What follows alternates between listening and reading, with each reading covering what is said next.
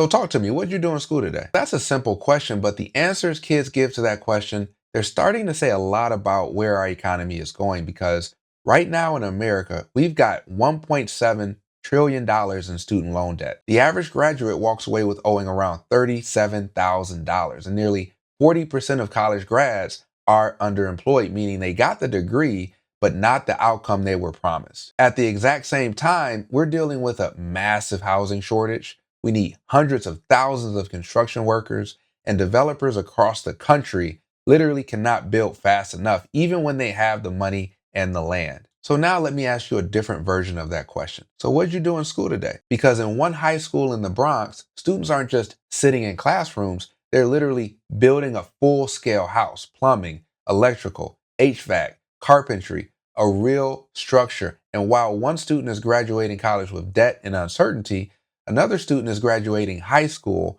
already knowing how to build the future. And the wild part is, this might be one of the clearest, most practical solutions to both the housing crisis and the student debt crisis. Housing is always a big topic around the city. Here's an angle you haven't seen before. This place has been built from the ground up by students inside their classroom at Bronx Design and Construction Academy. Phenomenal. These students get a lot of homework, and they love it. When I came here and I started learning the trade, I realized I was like, oh wow, this is for real. Like I'm gonna build a house. What? I was really good. We were doing really good. Anaya Colson is a senior. Carpentry is her specialty.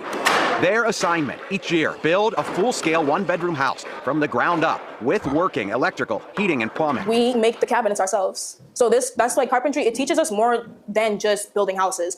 They start off with the basics, how to use the tools.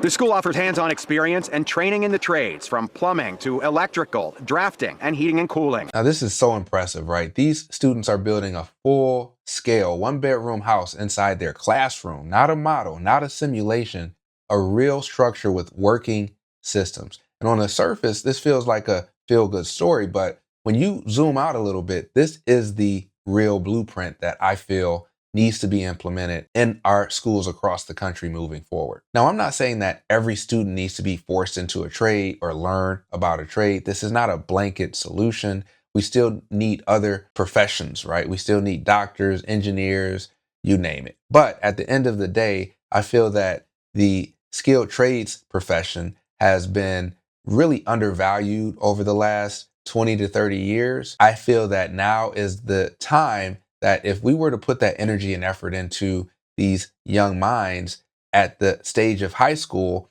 it gives them an opportunity to make a living wage as well as help me as a developer build more product. We also have to check if it's a steady flame. That's where Stanley Santos comes in. If you're somebody that doesn't want to go to college, or if like school isn't for you, like this would be a great program to go in because it teaches you like hands-on work. I mean, these students are learning carpentry, electrical, plumbing, HVAC, all at the same time on a real structure, which means when they graduate, they're not only entry level, they're job ready. And in some cases, they're already ahead. What more can you ask for as a high school graduate that does not need to go off and get a 4-year college degree to be successful and to be able to potentially make more than your parents?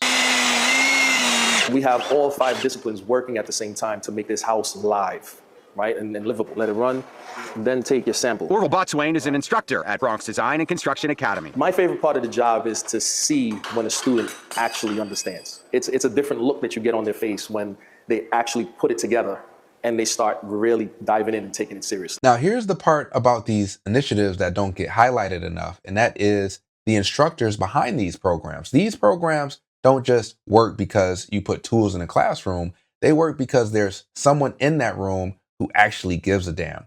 You can see it in how he's teaching, how he's pushing them, how he's making this real for them. That's the difference between exposure and transformation, because a student can be in the right program, but without the right teacher, it does not land. This is Lucina, right? Local businesses and the industries partner with the school. AI is not going to put in your new boiler or your new burner. So the trade schools are an excellent vehicle for young students.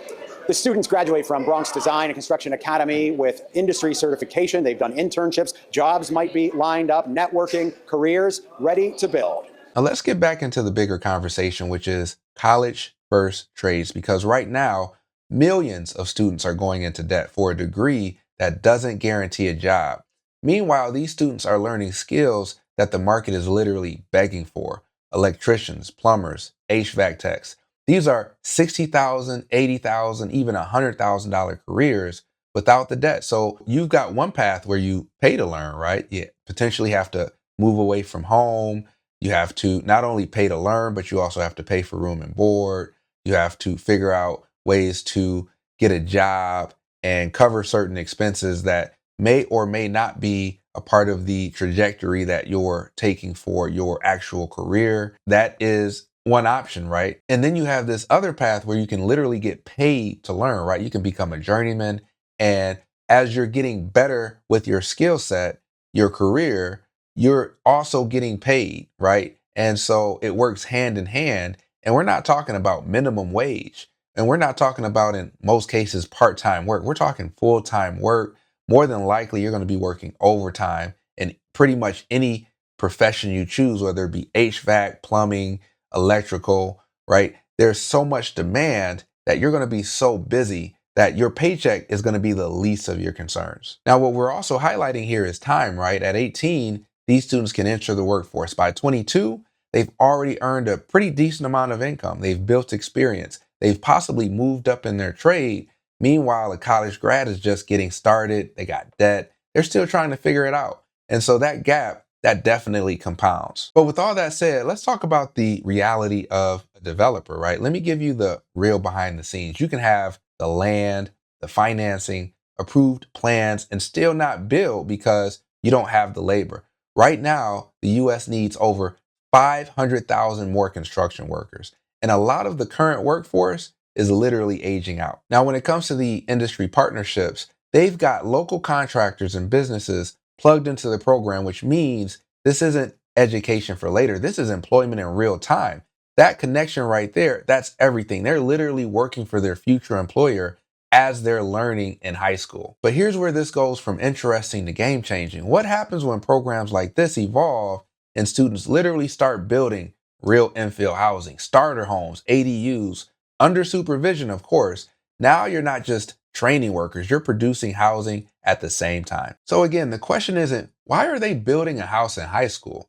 The real question is, why aren't we doing this everywhere? Why are we still pushing every student down the same path, into debt, into uncertainty, when programs like this teach real skills, create real income, and actually solve real problems? Because if we're serious about fixing housing, it's not just about money, it's about who's actually going to build it. And right now, these students in the Bronx, they're ahead of the game.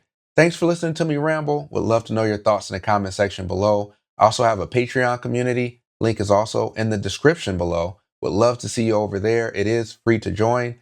See you in the next video.